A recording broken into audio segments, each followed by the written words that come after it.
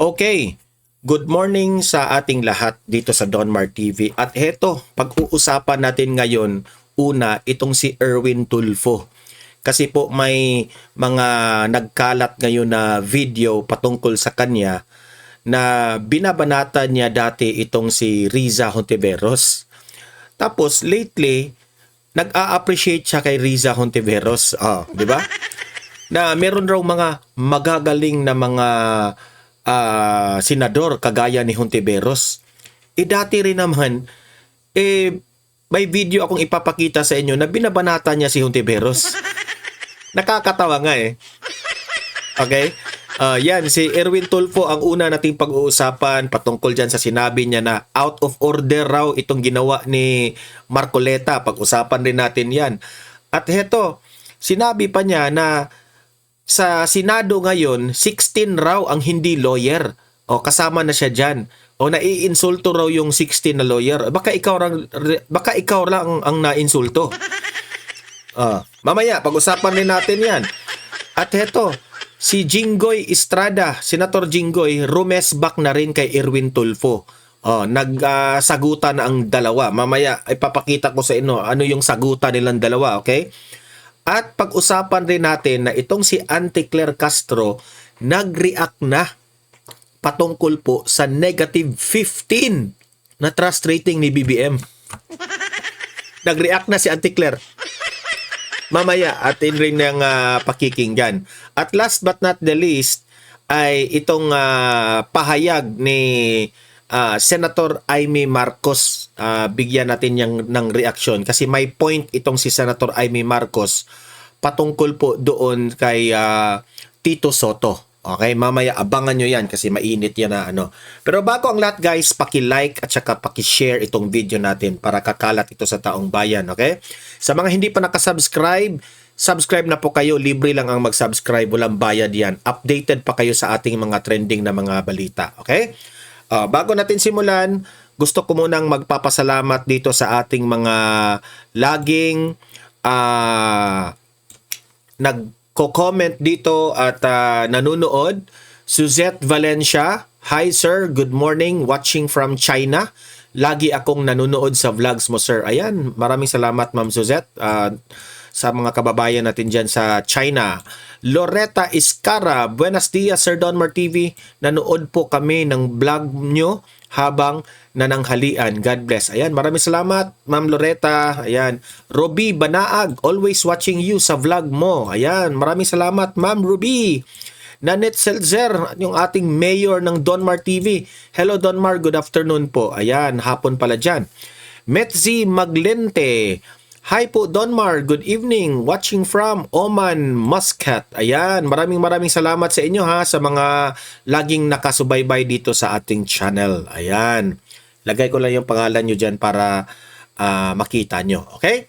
Heto po, itong si video kung saan itong si Tulfo ay ngayon tinatanong siya na meron namang mga ano dyan eh. Sabi niya ha, sabi ni Tulfo, meron namang mga magagaling na mga senador yan, kagaya ni Hontiveros. Yun pala, binabanata niya dati si Hontiveros. Ito po yung video. Panoorin ninyo. I can suggest Senadora Riza Hontiveros. Marami mga magagaling dyan.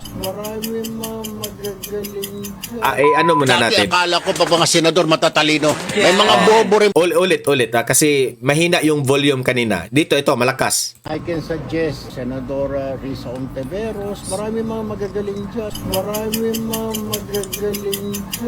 Dati akala ko pa mga Ito, 2018. Anong sinabi niya kay Hontiveros nung 2018? senador matatalino. May mga bobo rin pala mga utang ina. Oo. Diyos ko po, kahapon nandoon yung dalawang pinakabobo sa Senado, nandoon sa hearing. But anyway, tira ka ng tira, Senador Trillanes. Ngaw-ngaw ka ng ngaw-ngaw at ngak-ngak ka ng ngak-ngak, Senadora Hontiveros. Makinig kayong dalawa ha.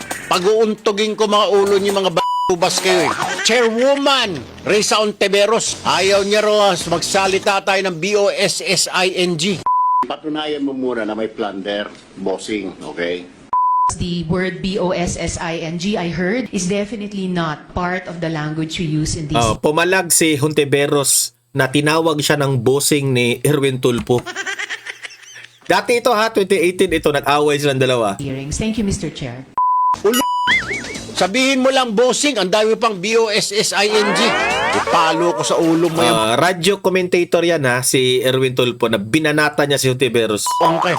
Kung ano-anong mga sinasabi niya tungkol kay Hontiveros na bobo, di raw matalino. I can suggest Senadora Risa Ontiveros. Pero ngayon, 2026, I could suggest Riza Hontiveros dahil magaling raw. Ano ba talaga?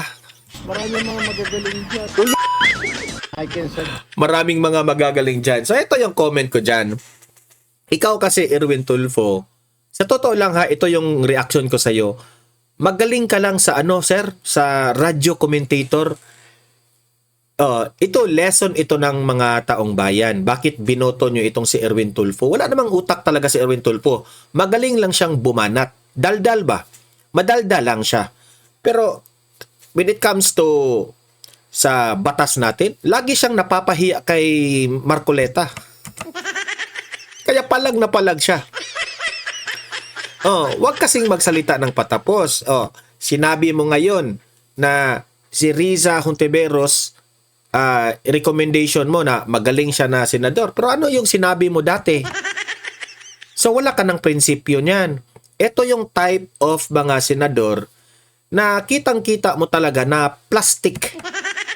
Yan ang pinaka-best na ma-describe ko kay Erwin Tulfo. Plastic na pagka-senador. Kasi, bakit ko nasabing plastic siya? Alam mo namang hindi ka aligned with the principles ni Hontiveros, pero pinipilit mo talagang i-align kasi ngayon, minority kayo. Yan ang problema sa mga taong madaldal. At the end of the day, mabubuking ka sa mga pinagsasabi mo noon. Ito ngayon, kumakalat ito ngayon sa social media, edi napahiya siya. Napahiya siya dito Okay? Ito pa ang isang sinabi niya. Ano natin ha? Erwin na sinabi niyang out of order. Ito, yan, sinabi niya ito ha. Dito siya pumalag kay Senator Marcoleta. Sabi niya, out of order pa ba yung magsasabi ng totoo? Kasi nung sinabi po ni Senator Marcoleta na yan ang problema kung wala tayong background sa batas, nasasaktan siya doon. Bakit ka man masasaktan, Erwin Tulfo, na totoo man na wala kang background sa batas? Sabi mo, ad hominem. Katotohanan naman yan. Diba? Pasalamat ka kayo na nandiyan si Senator Marcoleta para pangaralan kayo kung ano yung nasa batas. It's only that magkahiwalay kayo ng ano ngayon, minority, majority. Hindi nyo tanggap. Kasi mas inuuna ninyo ang ulo ninyong malaki na sa pamumulitika. Kasi alam ninyo, kapag masusunod itong teleconference na ito, na batas na ito, sila Bato makavote na sa impeachment, and this very important na irespeto natin itong sina Bato na colleagues ninyo kasi senador yan, irespeto natin ang senador like what other people respect you, di ba? So si senador ay si Bato ay may karapatang bumoto sa impeachment kasi binoto yan ng taong bayan, hindi naman yan natatalo. Sabi pa ni Erwin Tulfo, diniretso ko na lang kasi nanonood yung taong bayan. And the only way to explain it to them, ika nga, is diretsahan. Yeah, inexplain mo nga. Pero sometimes, sa sobrang direkta kang nagsabi, sometimes sablay. Yung bang tipong radio commentator ka man, na you speak a lot without even thinking kung ano yung resulta sa mga pinagsasabi mo. Tingnan nyo yung sinabi mo dati na sometimes we have to bend the law. Malaking kahihiyan yung ginawa mo. Siguro later pag yung natulog na siya sa kanyang katre, balik pala yung ginawa ko. Sabi pa niya dito, simple, itagalog mo para mas maraming makaintindi ng mga kababayan natin.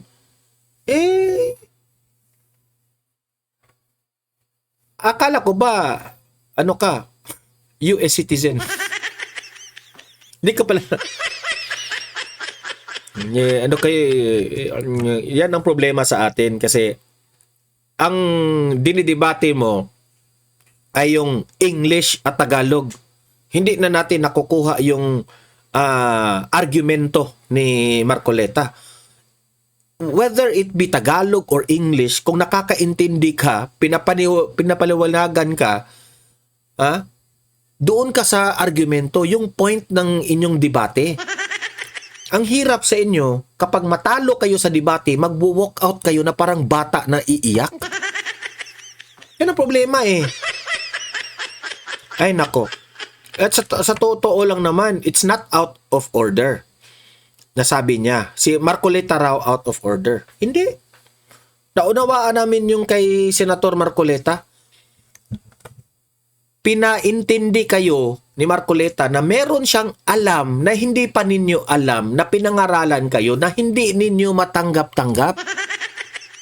Yun ang katotohanan. Heto pa.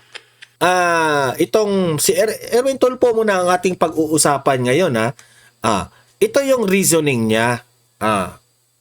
Kasi nandadamay na siya ng ibang mga senador. Bakit ko ba nasabing nandadamay siya? Ito yung sinabi niya ha. Do you think sina Camille at Mark Villar hindi tinamaan? Kasi hindi man lawyer si Mark Villar at si Camille. Parang dinamay niya si Camille at si Mark. Kasi tahimik lang itong dalawa eh. Pero majority siya. Pinare-realize siguro niya itong si Camille at si Mark para bumaliktad papunta doon sa minority. Wow ha? Alam mo, si Camille at si Mark Villar, Erwin Tulfo, hindi yan mga lawyer. Pero at least sila, marunong silang tumanggap kung ano yung mga bagong impormasyon na ini-inform po tayo ng mga lawyers dyan sa Senado. Kasi itong si Camille at si Mark Villar, hindi po ito mga matataas yung pride nila. Kung meron kang bagay na hindi mo nalalaman, be educated by the people who know. Ikaw, pinangaralan ka ni Marcoleta, ad hominem. Idamay mo pa ngayon si Camille at si Mark? Sina Bongo, Robin Padilla, hindi tinamaan? Kasi hindi raw lawyer si Robin, hindi raw lawyer si Bongo. Pero sila matalino, alam nilang umintindi. Ikaw, hindi ka pa lawyer, hindi ka pa marunong umintindi, wala na talaga, bobo ka talaga. Dinamay pa si Jinggoy, si Joel Villanueva.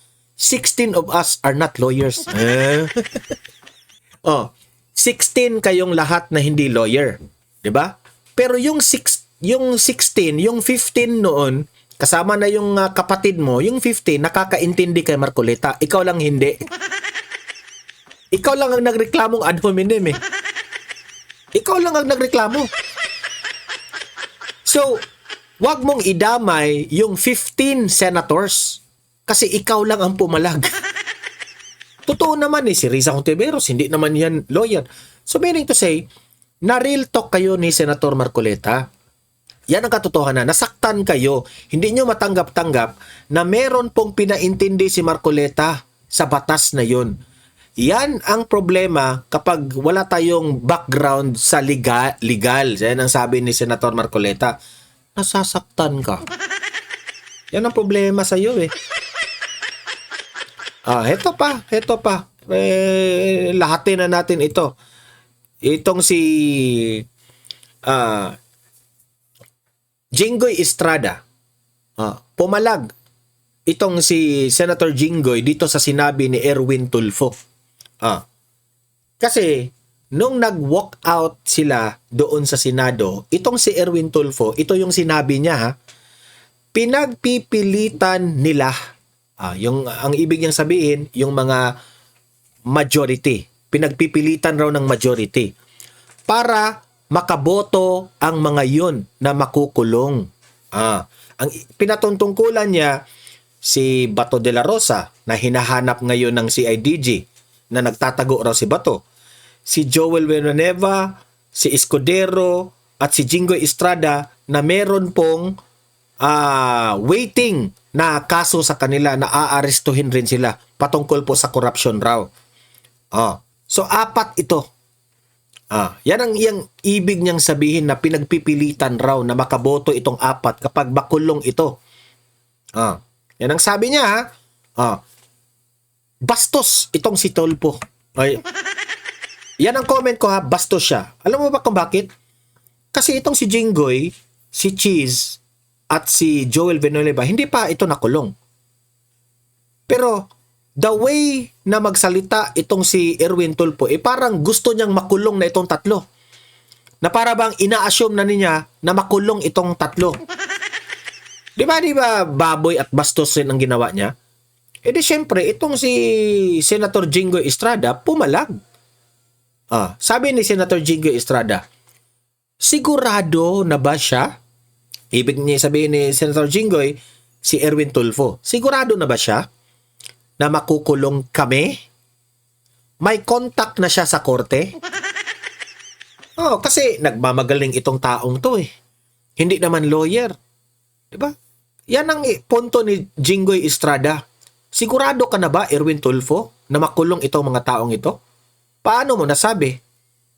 Parte ka ba sa script writing ng administrasyon? Hindi, nagtatanong lang ako kung parte ka ba sa script writing.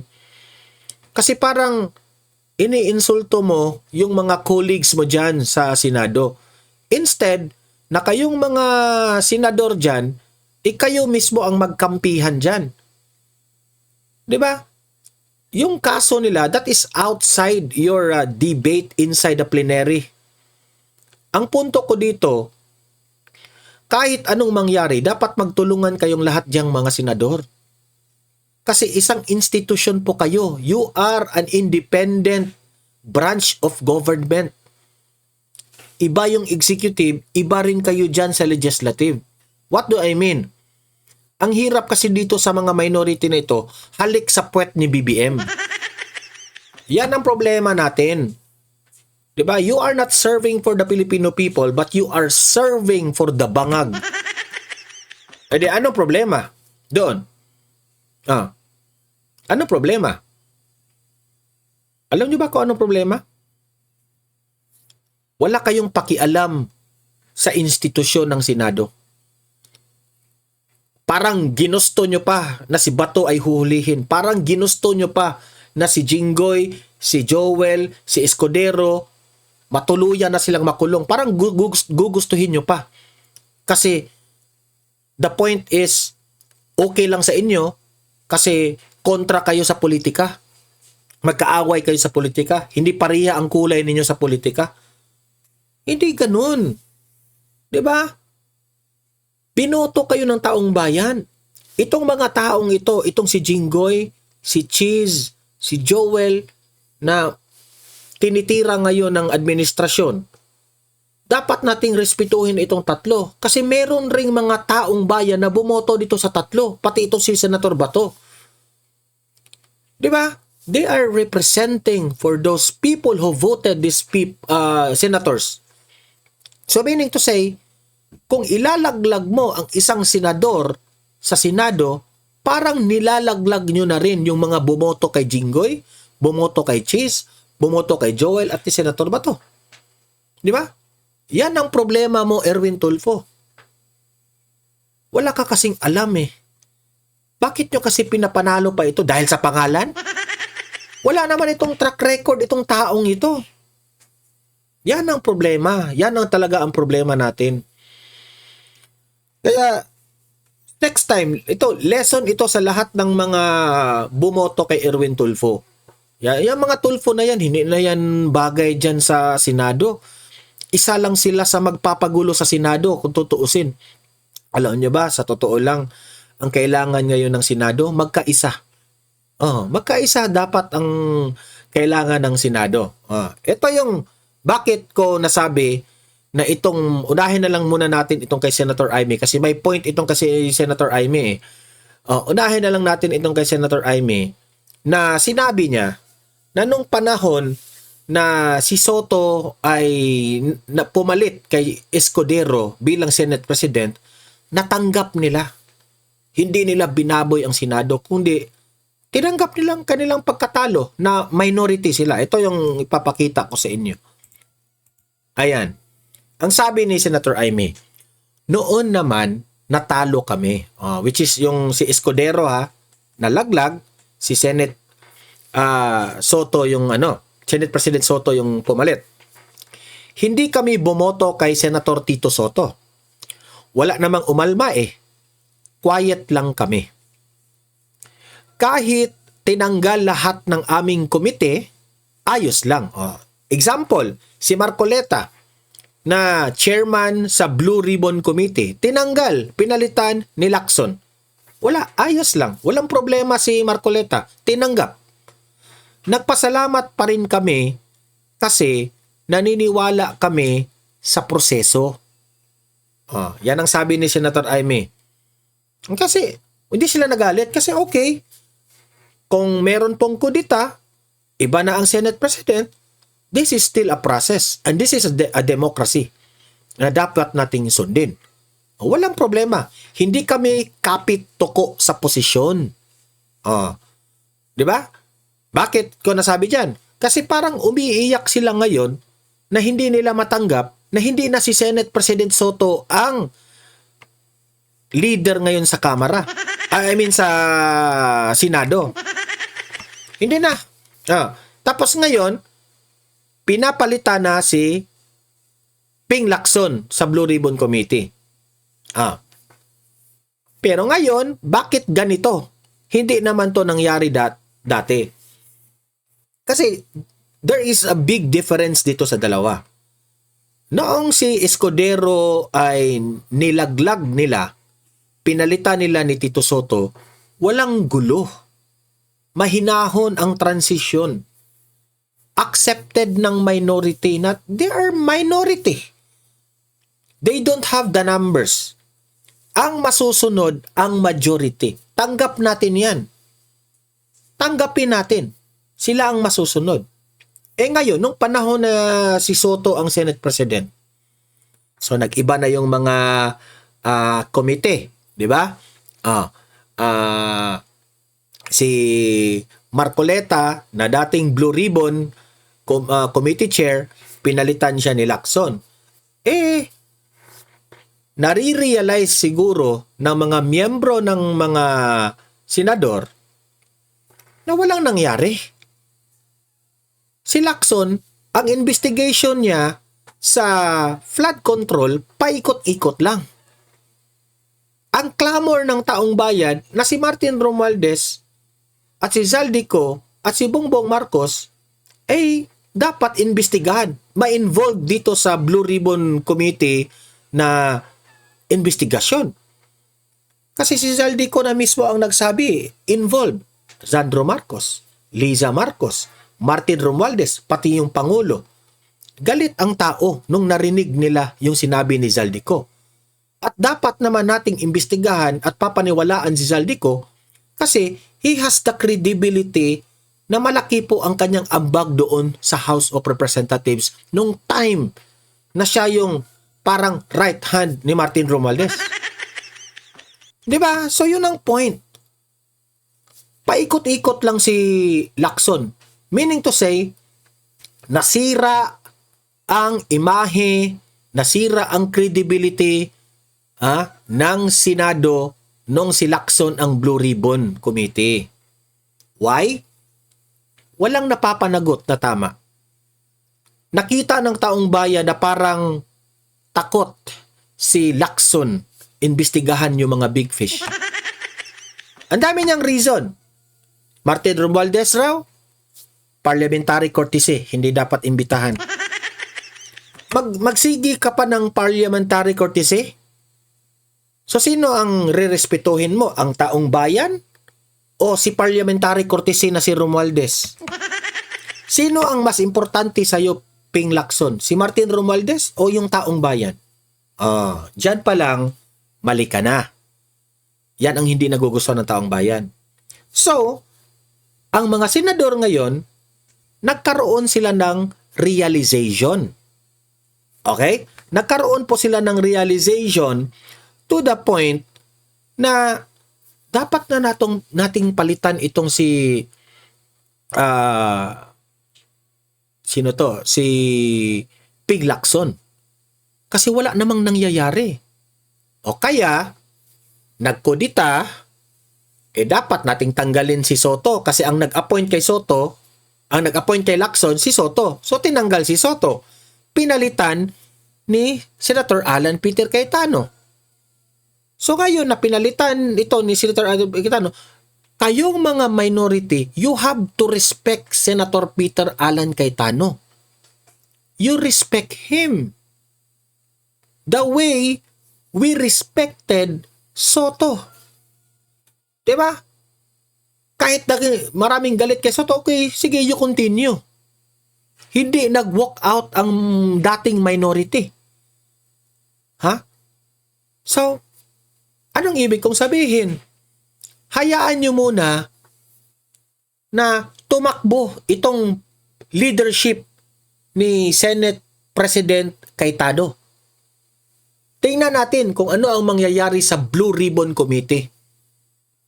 Kasi, kung hindi nila ma-invite itong si Martin Romualdez, Zaldico, o kung sino pa mga big fish dyan sa flood control, kung hindi natin ito ma-invite under the leadership of Alan Peter Cayetano, babatikusin natin si Senator Alan Peter Cayetano. Ganon rin yan. Hindi man effective si Soto, di palitan natin ni Cayetano. Ngayon na si Senator Alan na ang Senate President, hintayin muna natin kung kaya ba niya itong Blue Ribbon Committee. Sino yung Blue Ribbon Committee chair ngayon? Sino? I think si Pia ba o si Loren Legarda.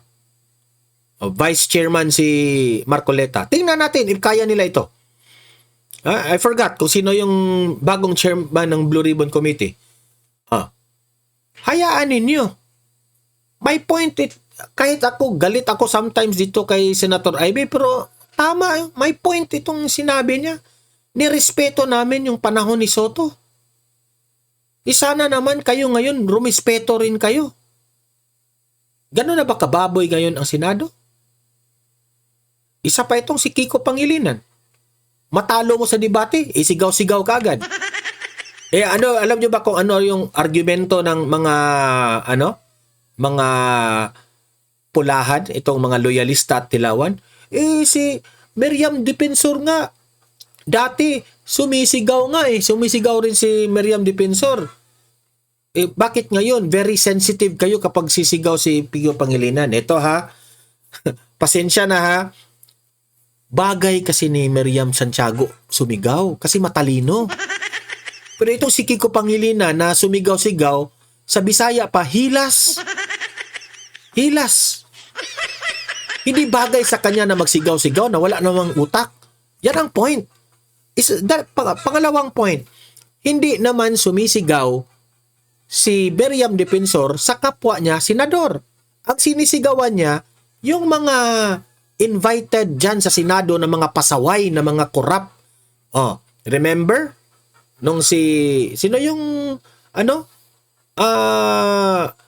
yung babaeng malaking pork barrel queen? Di ba anong ginawa ni Miriam? Sinigawan niya yung mga resource person na mga pasaway talaga, yung mga korap. Mga resource person po ang mga iniimbestigahan dyan sa Senado, yung sinisigawan ni Miriam Defensor. Hindi kapwa senador ang kanyang sinisigawan. Pero itong si Kiko Pangilinan,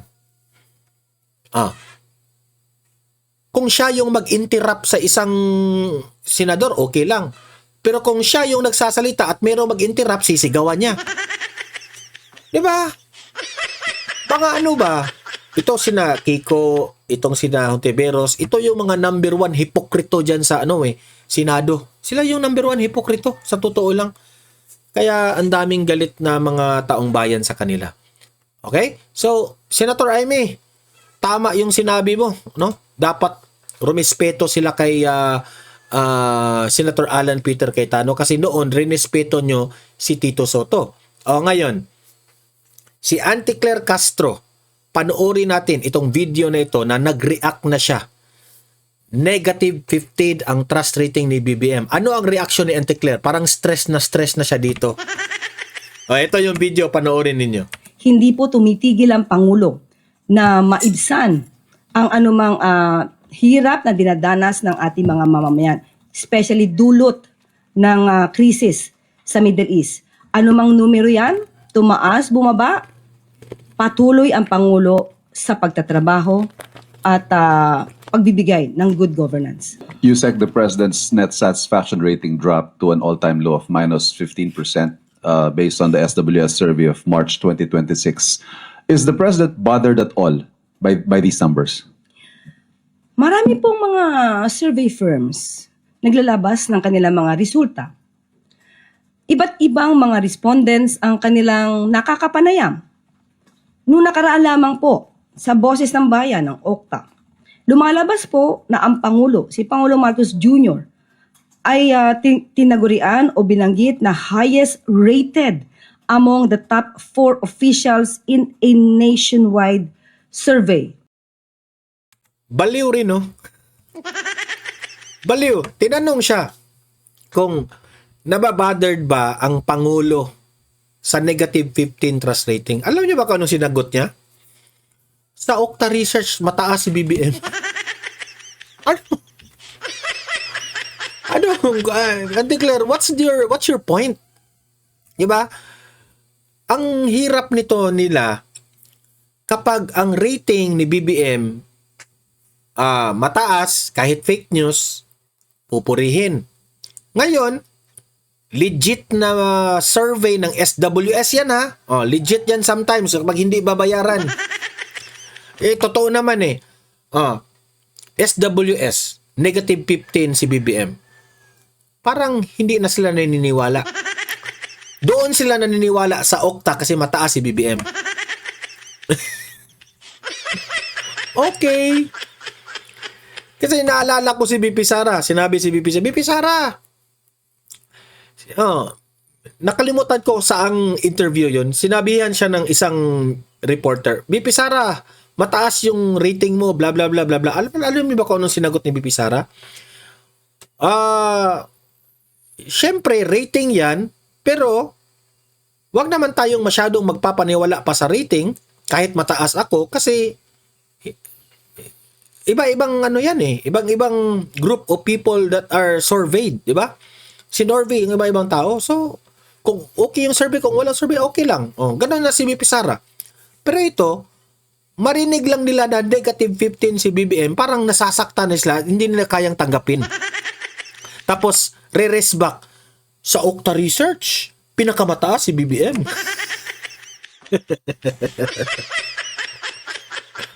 Alam mo, Auntie Claire, sa totoo lang, no, nagmumukha kayong katawa-tawa sa mga style ninyo.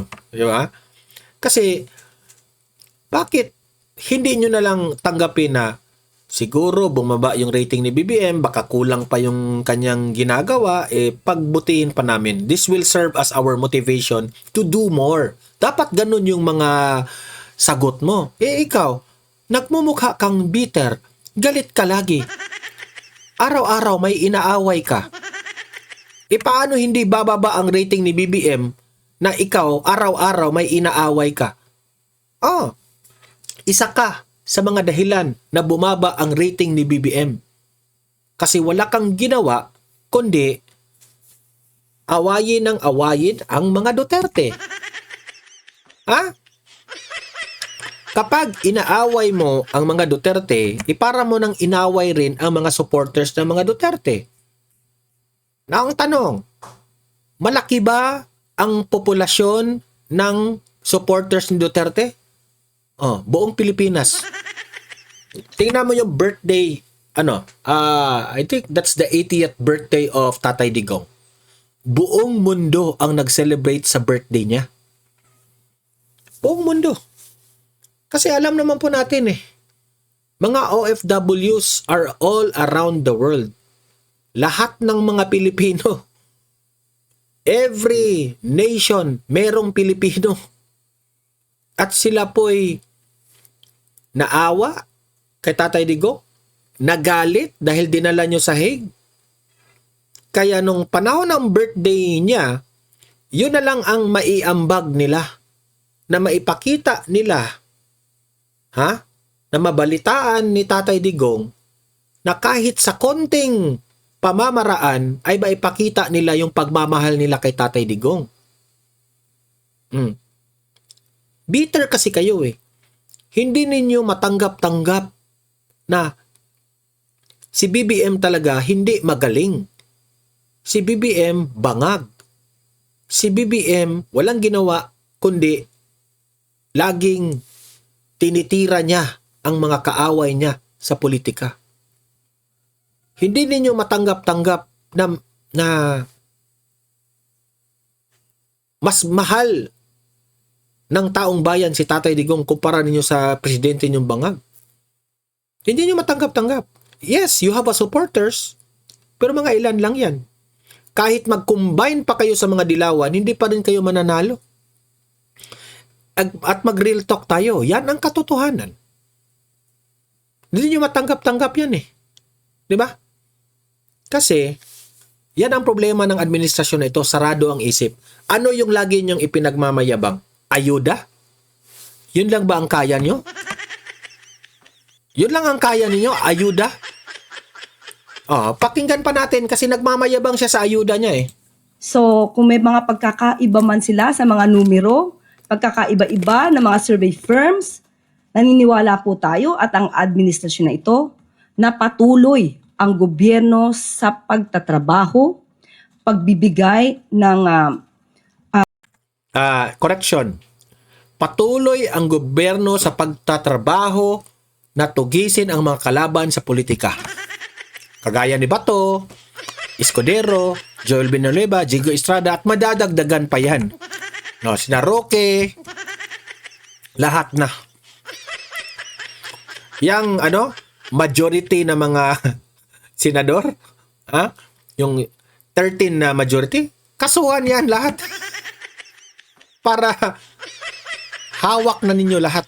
ayuda at tulong sa ating mga mamamayan, hindi po tumitigil ang Pangulo na maibsan ang anumang hirap na dinadanas ng ating mga mamamayan, especially dulot ng krisis sa Middle East. Anumang numero yan, tumaas, bumaba, patuloy ang Pangulo. Ay meron pang crisis? Yung ibang bansa okay na sila. Tayo crisis pa rin? Kasi yung crisis natin sa gasolina. Ang ibang bansa nakaaho na sila sa crisis. Kita. Ano ginawa ni BBM? Wala. Crisis pa rin. Sa pagtatrabaho at pagbibigay ng good governance. May gagawin po bang adjustments ang Pangulo sa kanyang governance? Because by the term itself, satisfaction rating, baka ho kung ano man yung ginagawa ng Pangulo ay hindi nakakarating o hindi nararamdaman Hindi ng mga talaga. tao, hence the low satisfaction rating. Sabi ko na sa inyo, yung ayuda-ayuda na yan, hindi yan makakatulong. Tatanggapin ng taong bayan yung ayuda na yan, but at the end of the day, galit pa rin yan sa inyo. Sa ating Hindi nyo na maluloko ang taong bayan ngayon, Claire. pagkakatingin, depende nga po yan sa mga respondents na nakakausap. Sabi nga po natin, muli, tinagurian nga po si Pangulo na highest rated among the top 4 officials in the Next. nationwide survey. So naniniwala po tayo na nararamdaman ng ibang mga Ikaw lang ang naniniwala. kababayan natin ang ginagawa ng gobyerno. Nagkakataon lamang po siguro ang nakakausap ay mga taong hindi pa nahatiran or hindi pa naramdaman ang tulong ng gobyerno. But still, ang mga numerong ito makakatulong para mas pagbutihan pa. Alam natin na sinasagad na ng Pangulo ang pagtatrabaho pero Kawawa na si Claire. makakatulong to para mas pagbutihan pa ng Pangulo ang pagtatrabaho at pagbibigay ng tulong sa ating mga mamamayan. Wala na talaga. Kawawa na si Claire. Ang hirap ng ipagtanggol ni BBM. Totoo. Okay guys, narinig nyo lahat yung ating vlog, no? paki-comment sa inyong opinion, mag-react po kayo, anong masasabi nyo. Babasahin natin yan sa comment section. Ha? Don't forget guys, sa mga nanonood, i-like at saka i-share itong video na ito para makatulong kayong aabot ito sa ating mamamayang taong bayan at sa mga hindi pa nakasubscribe dito sa aking channel, subscribe na po kayo kasi libre lang talaga ang mag-subscribe sa YouTube, walang bayad yan, okay? Updated pa kayo sa ating mga trending na mga balita, okay? See you in my next video. Have a great day, have a great night. God bless po sa ating lahat. Mabuhay ang Pilipinas and God save the Philippines. Bye-bye!